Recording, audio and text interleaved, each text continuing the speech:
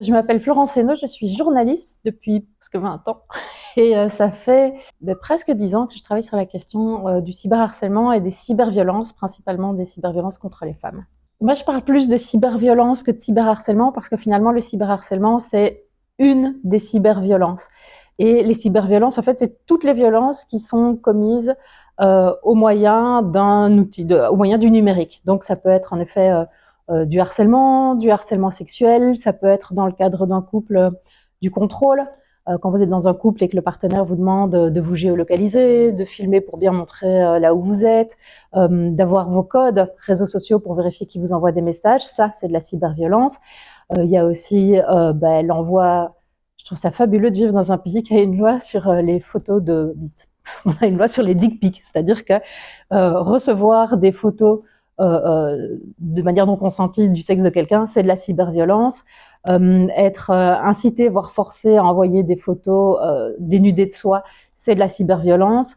Envoyer des photos dénudées de soi dans le cadre d'un couple de manière consentie et puis les voir révélées et postées sur Internet, c'est de la cyberviolence. Même la création d'un groupe privé pour vous insulter, pour vous diffamer, c'est aussi de la cyberviolence. Donc le cyberharcèlement, c'est un type de cyberviolence, mais les cyberviolences, finalement, il y a toute une palette, aussi pourrie que l'esprit de l'être humain.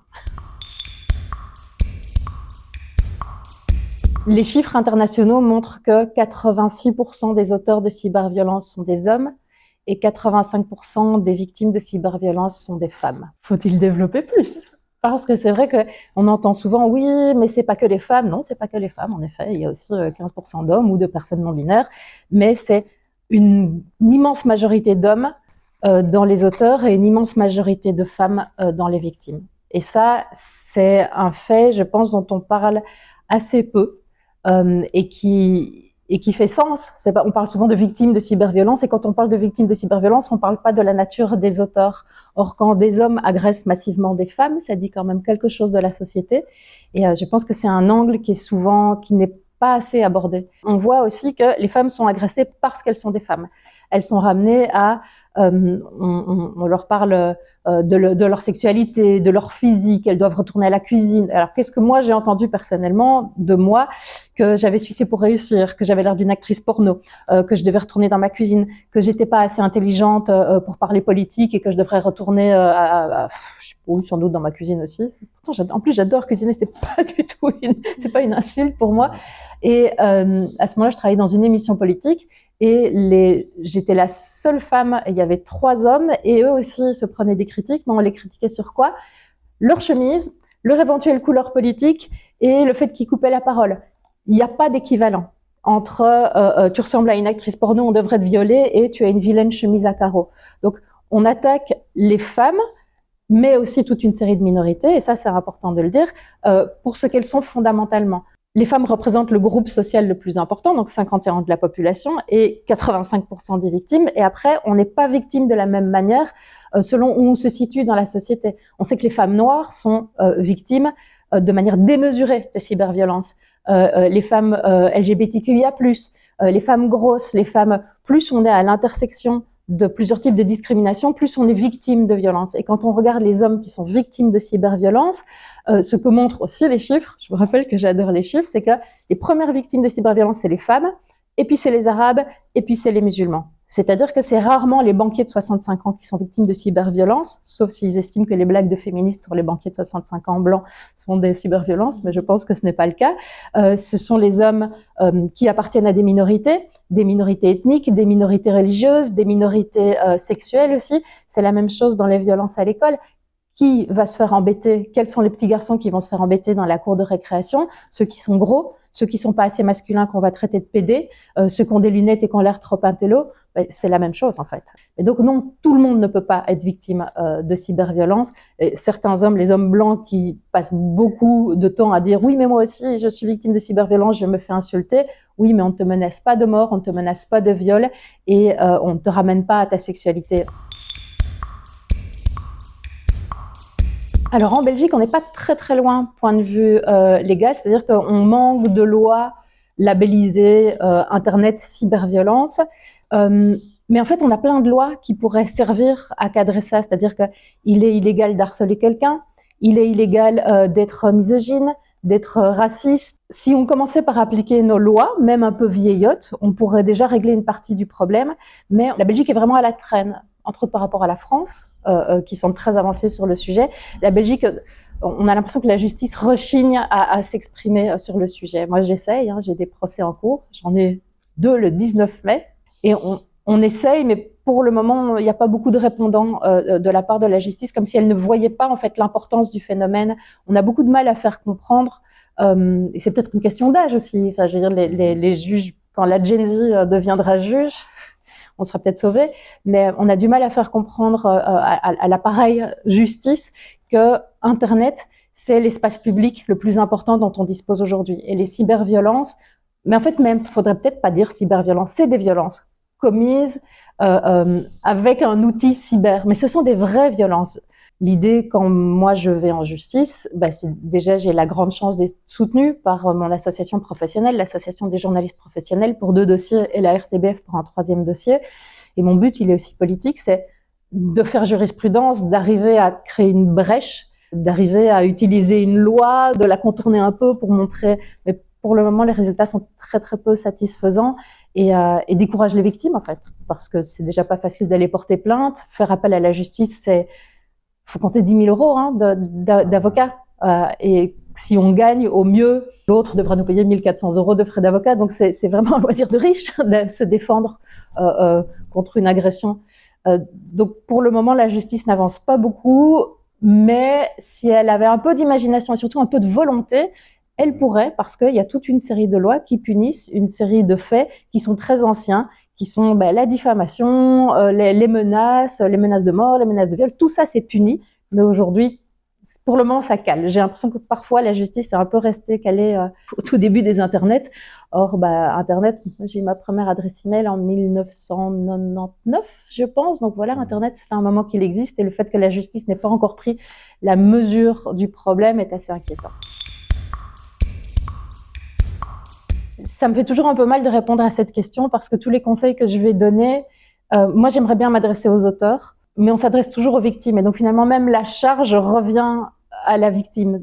Ce que j'aurais fait personnellement, si j'avais compris le phénomène et si j'avais réussi à me protéger, j'aurais mis en place toute une série d'actions en amont, avant. C'est-à-dire que j'ai découvert, à l'insu de mon plein gré, comme on dit, que j'avais laissé beaucoup d'informations sur Internet. On se rend pas toujours compte que quand on poste une photo, il est possible de retrouver ce qu'on appelle les métadonnées des photos et donc la géolocalisation.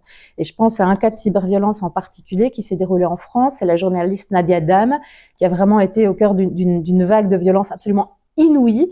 Ils ont réussi à trouver l'adresse de son appartement, l'adresse de l'école de sa fille, l'adresse parce que on fait pas gaffe quand on n'est pas victime de violence, on poste une photo depuis son balcon, une photo de sa fille qui va à l'école, une photo. Et en fait, quand ils jouent les inspecteurs, ils arrivent à trouver beaucoup d'informations personnelles sur nous. Donc la double authentification, faire attention aux paramètres de confidentialité, qu'on puisse pas nous taguer sur des photos et que ça apparaisse parce que sinon on remonte à vos amis, à votre famille. Et donc c'est mettre plein de barrières si jamais il y a un problème. Après, on peut pas se prémunir de la violence et de la méchanceté des autres. Si des gens ont envie de vous nuire, finalement, on ne peut rien faire. Moi, ce qui m'a personnellement beaucoup aidé, et c'est pour ça que j'adore les chiffres, c'est comprendre le phénomène, comprendre que c'était pas moi le problème, que le phénomène, il est systémique. Dans le monde entier, les femmes se font agresser avec les mêmes mots, par les mêmes personnes et pour les mêmes raisons, à savoir qu'elles existent et qu'éventuellement elles parlent. Et donc comprendre que c'était pas moi le problème, ça m'a déjà beaucoup aidé. Je pense qu'on parle beaucoup des victimes, mais il faut aussi parler de l'entourage, comment on accueille une victime. On a encore très fort tendance à un peu blâmer les victimes de cyberviolence, à leur dire mais qu'est-ce que tu avais envoyé une photo de toi, pourquoi tu as écrit cette carte blanche, pourquoi tu as posté cette chronique. On n'est jamais responsable de la violence qu'on déclenche. Et si, dans le cadre d'un couple, si on a envie d'envoyer des photos sexy de soi, on a le droit. La personne qui n'a pas le droit de les diffuser, c'est celle qui les diffuse. On n'est pas responsable de ça. On n'est pas responsable d'avoir fait confiance. Et donc, il y a aussi tout un discours de la société, je pense, à changer, qui est de blâmer les victimes au lieu de blâmer les auteurs. Finalement, les auteurs, on en entend assez peu parler, et c'est aux victimes qu'on reproche, comme c'est un peu, il y a un parallèle à faire avec la victime, avec la culture du viol. C'est pourquoi tu marchais si tard dans la nuit, pourquoi tu étais bourré, pourquoi tu portais une jupe, pourquoi tu as été boire un verre avec lui. Oui, mais en fait, on n'est pas responsable d'être agressé. Et donc déjà, ce changement de mentalité, ce changement de discours, quand on accueille les victimes, ça permettrait, de comprendre qu'on est victime, peut-être d'oser porter plainte. Et pour le moment, c'est encore très tabou, surtout quand il s'agit de diffusion de photos non consenties. Les chiffres montrent que 76% des victimes, quand on en parlait, ont été culpabilisées. Et donc, elles se taisent. Mais ce que montrent les chiffres, c'est que 88% des victimes de cyberviolence souffrent ou ont souffert de troubles anxieux ou dépressifs. 49% ont eu des pensées suicidaires et 14% ont tenté de se suicider. Ça, c'est les résultats des cyberviolences. Et ça, c'est pas cyber. Aujourd'hui, il n'y a pas de volonté politique en Belgique. C'est-à-dire qu'il n'y a pas de budget qui est débloqué pour former la police qui reçoit les plaintes, former les magistrats à ce que sont les cyberviolences, on n'a même pas de chiffres en fait. On n'a pas de chiffres légaux. On a un problème qui est hyper grave, avec des conséquences hyper graves, et on n'a même pas de chiffres. Pas de chiffres, pas de problème, pas de problème, pas de solution. Donc il n'y a pas de volonté politique. La solution à très long terme, évidemment, c'est un changement de mentalité, c'est un changement, mais je suis pas très positive parce que ce que montrent les études dans tous les pays, aux États-Unis, en Allemagne, en France, en Grande-Bretagne, c'est que on voit vraiment une scission entre les jeunes filles qui ont des idéaux d'égalité et d'émancipation de plus en plus forts et les jeunes garçons, les ados, qui sont nourris de contenus masculinistes sur les réseaux sociaux et qui ont des discours extrêmement violents envers les femmes. Et ça, il y a vraiment, on parle beaucoup de la responsabilité des individus, mais un peu moins de la responsabilité des plateformes. C'est-à-dire que les algorithmes sont manipulés pour que les contenus les plus clivants arrivent en avant. Plus un contenu est clivant, plus il va faire réagir, parce que des gens vont en rire ou le dénoncer, passer du temps dessus, lire les réactions. Et c'est ça le business model des plateformes, en fait. C'est que la haine rapporte beaucoup plus d'argent que des vidéos rigolotes de chatons ou de loutres. J'ai un faible pour les vidéos de loutres. Et un ado qui débarque sur un réseau social, en l'espace d'une heure ou deux, il va avoir accès à des contenus masculinistes, des discours extrêmement misogynes, des discours de haine envers les femmes. Et son biotope, ce dans quoi il va baigner tous les jours, c'est ça. Ça va devenir une espèce de normalité. Et donc, si on n'a pas d'éducation aux réseaux sociaux, on a l'impression que ce qu'on voit, c'est la réalité. Or, ça n'est pas la réalité. Donc, une éducation aux réseaux sociaux, et ça, évidemment, c'est dès l'école. Et je pense qu'on remet beaucoup sur le dos des jeunes en disant il faut éduquer les jeunes. Moi, c'est pas des enfants qui me harcèlent. Donc, éduquons les vieux aussi. Et l'éducation, à ce niveau-là, elle se fait partout où traînent les gens. Dans les entreprises, c'est partout qu'il faut éduquer à l'égalité. C'est trop facile de mettre tout sur le dos des jeunes en disant il faut éduquer les enfants, il faut éduquer les ados. Oui, mais moi, j'ai pas le temps d'attendre 3 générations que tous les gens qui me harcèlent meurent pour qu'éventuellement après ça aille un peu mieux. Et pour ça, il y a un rôle qui est important, c'est aussi le rôle de la justice. Et de temps en temps, la justice doit rappeler la norme et doit rappeler que non, ça n'est pas possible dans une société, non, c'est interdit. Tant que la justice ne rend pas des décisions un peu fortes et un peu symboliques, on me demande souvent d'où vient le sentiment d'impunité. De l'impunité, en fait, parce qu'ils savent très bien aujourd'hui que devant la justice, ils risquent pas grand-chose.